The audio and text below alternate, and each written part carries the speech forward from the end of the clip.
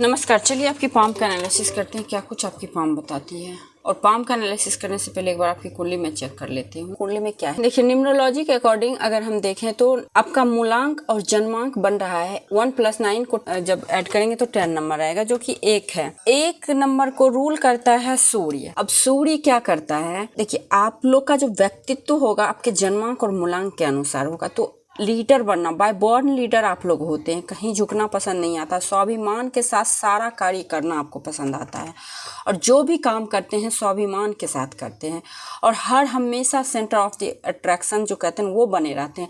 और जहाँ पे आपका पूछ हो, जहाँ पे आपको लोग मान सम्मान करें वहीं जाते हैं और कहीं नहीं जाते हैं। ये न्यूमरोलॉजी बताता है। जब हम इन तीनों नंबर को ऐड करेंगे तो नंबर 2 आएगा, जो कि आपका भाग्यांक है, यानी कि आपका जन्म क्यों हुआ है। देखिए 2 नंबर जो कि चंद्रमा के द्वारा रूल होता है, तो आपका जन्म हुआ केयरिंग का काम कर सकते हैं। बहुत अच्छे डॉक्टर हो सकते हैं, बहुत अच्छे हीलर हो सकते हैं, बहुत अच्छे नर्स हो सकते हैं, बहुत अच्छे टीचर हो सकते हैं। किसी भी प्रकार से जहाँ पे लोगों का दुख दूर हो जाए, कोई लोग आपके पास आके बहुत शांति का अनुभव करे, तो ऐसे जातक को कार्य करना चाहिए। इसमें टीचिंग लाइन भी हो सकता है, बहुत अच्छे सलाहकार हो सकते हैं। पुनर्वसु नक्षत्र में जन्म हुआ, तिथि है दशमी, वृश्चिक लगन है, मिथुन राशि है आपकी। उसके बाद देखिए वृश्चिक लगन है। अब यहाँ पे हम देखेंगे लग्नेश जो है आपके मंगल बन रहे हैं। यहाँ पे 2 हाउस का लॉर्ड मंगल बन रहा है जो कि उच्च का है। एक 1st हाउस, एक 6th हाउस। इन दोनों का स्वामी मंगल उच्च का होकर बैठा हुआ है 3rd हाउस में, अपने एकदम पराक्रम के भाव में। सबसे पहली बात, कभी भी लाइफ में आपको रोग, किसी भी प्रकार का डिजीज, किसी भी प्रकार का कोर्ट कचहरी का केस, किसी भी प्रकार का एनिमी जो शत्रु होता है वो कभी परेशान आपको नहीं करेगा। बहुत ही पराक्रमी आप हैं। अपने साहस और पराक्रम से जो चीज चाहेंगे लाइफ में अचीव कर लेंगे और हमेशा जीत होगा। 2nd हाउस और 5th हाउस, इन दोनों के स्वामी गुरु बन रहे हैं। गुरु बैठे हुए हैं आपके इच्छा पूर्ति के घर में और गुरु की दृष्टि पड़ रही है, अपने घर को देख रहे हैं। यहाँ पे टीचिंग प्रोफेशन, अगर आप प्रोफेशन की बात करें जो कि आपकी एज 2005 हो रही है, उस अनुसार सबसे बड़ा करियर होता है लाइफ में, तो उसके अकॉर्डिंग कहें तो बहुत अच्छे प्रोफेसर, बहुत अच्छे डॉक्टर, बहुत अच्छे टीचर, बहुत अच्छे उपदेशक, बहुत अच्छे काउंसलर, ये सब जॉब आपको मिल सकता है। और सूर्य बुध शुक्र ये 3 बैठे हुए हैं, तो आप ग्लैमर्स की लाइफ में भी जाएंगे, वहाँ भी अपर पोस्ट पे रहेंगे, मैनेजमेंट के अपर पोस्ट पे रहेंगे। गवर्नमेंट जॉब अगर चाहते हैं तो उसमें भी अच्छे पोस्ट को आप लेंगे यहाँ पे। तो इतने सारे फायदे यहाँ पे मिल रहा है आपका। उसके बाद 3rd हाउस में 10 नंबर है, 11th हाउस में 11 नंबर है। इन दोनों के स्वामी चले गए हैं कहाँ, 8th हाउस में। 8th हाउस में देखिए अब यहाँ पे दिक्कत क्या होगा, और शनि के साथ चंद्रमा ही और भाग्य का लॉर्ड बन रहा है चंद्रमा, विष योग बन रहा है। अब देखिए ये सारे राजयोग है ना, ये जो है ना सबसे बड़ा राजभंग योग कह सकते हैं। एक तरह सारी चीजों को एकदम खत्म करने का कहानी करता है ये विष योग। अब इसकी रेमेडीज है, इसकी रेमेडीज एक ही है, एक छाया दान करें, शिव जी की आराधना जितना हो सके कर सके करें, नमः शिवाय का जाप करें, ये विष योग उससे कम हो जाएगा। चंद्रमा, माता के सुख में कमी ऐसे जातक को होता है। बचपन में 12 साल तक आपको बहुत परेशानी रहा होगा, मानसिक परेशानी बहुत ही ज्यादा रहता है, जल्दी कोई निर्णय नहीं ले पाते हैं, कभी कभी गलत डिसीजन लेते हैं। सारा कुछ होते हुए उस सारे सुख में कमी को दिखा रहा है और सबसे ज्यादा माता को प्रभावित यहाँ पे कर रहा है ये। अब देखिए यहाँ पे अब 7th हाउस में 2 नंबर है और 12th हाउस में 7 नंबर है। इन दोनों के स्वामी शुक्र बन रहे हैं और शुक्र बैठे हुए हैं आपके 5th हाउस में। अगेन यहाँ पे फॉरेन का पैसा, ग्लैमर्स वगैरह का पैसा, बाहरी लोगों का सपोर्ट, लाइफ पार्टनर का बहुत अच्छा सपोर्ट। लाइफ पार्टनर आपके बहुत सपोर्टिव होंगे, फाइनेंशियल रूप से भी सपोर्ट करेंगे, हर तरीके से सपोर्ट करेंगे आपको। बच्चे वगैरह का बहुत अच्छा सुख है, लव मैरिज होने का प्रबल योग है, अपने कल्चर वगैरह से अलग शादी का योग है। अब 8th हाउस और आपके 11th हाउस, इसके स्वामी भी बन रहे हैं बुध यहाँ पे। अब देखिए बुध यहाँ पे नीच का हो गया है, शुक्र उच्च का हो गया और बुध नीच का हो गया। अब देखिए शुक्र जब उच्च का हो गया तो लाइफ में लग्जरी चाहिए, लग्जरियस चीजें चाहिए, लग्जरी कंफर्ट लाइफ में बहुत अच्छा लगता है आपको। कहीं भी एक तरह से कोई भी चीज पसंद आए तो यूनिक पसंद आना, ये भी नेचर में आपका है। और उसके बाद यहाँ पे बुध है, बुध नीच का हो गया तो उल्टा पुल्टा बुद्धि, गलत बुद्धि लगना है ना, ये भी दिखा रहा है। आपके जो पापा जो कर रहे हैं उसी को हो सकता है आप फॉर फ्यूचर करें, ठीक है। आपका गवर्नमेंट जॉब होने का बहुत ही प्रबल योग है, जॉब का ज्यादा चांस है, बिजनेस का भी बहुत अच्छा चांस है। दोनों में से कोई भी काम करेंगे आपका बहुत अच्छा चलेगा। और यहाँ पे बहुत बढ़िया कुंडली है, कहीं कोई दिक्कत नहीं, बस इसका आप निवारण करिए। हर 3 महीने पे छाया दान करिए, शिव जी का रुद्राभिषेक करिए और शिव जी का जितना पूजा हो सके उतना पूजा करिए। एक बार नमाज कुंडली में देख लेती हूँ।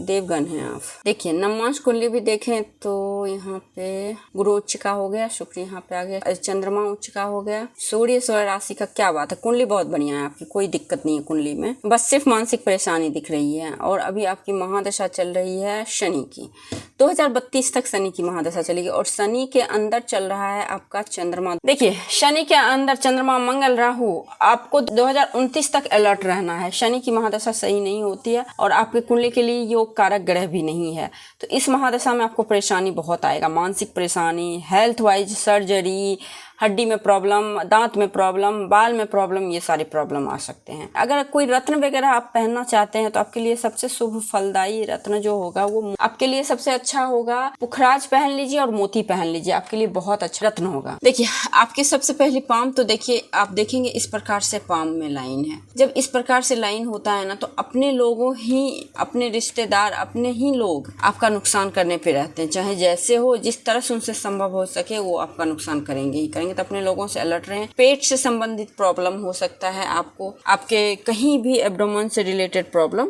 होने की संभावना है यहाँ पे। और देखिए आपके जो सारे फिंगर का जो है ना झुकाव है शनि के तरफ, देखिए इस प्रकार से आप देखेंगे, इधर से भी इस तरह से भी देखेंगे, तो झुकाव होना शनि की तरफ बताता है कि कर्म प्रधान आप हैं। आपका गुरु, देखिए गुरु का फिंगर शॉर्ट है, जब गुरु का फिंगर इतना ज्यादा शॉर्ट हो जाता है तो लेट शादी को बताता है, विद्या अध्ययन में दिक्कत आती है, हेल्थ इश्यूज बहुत ज्यादा आ जाते हैं ऐसे जातक को। और मैं तो कहूँ एक महामृत्युंजय का जाप आप करवा लीजिए, क्योंकि आपके लिए ये सही दिख नहीं रहा है मुझे यहाँ से गुरु का हालत।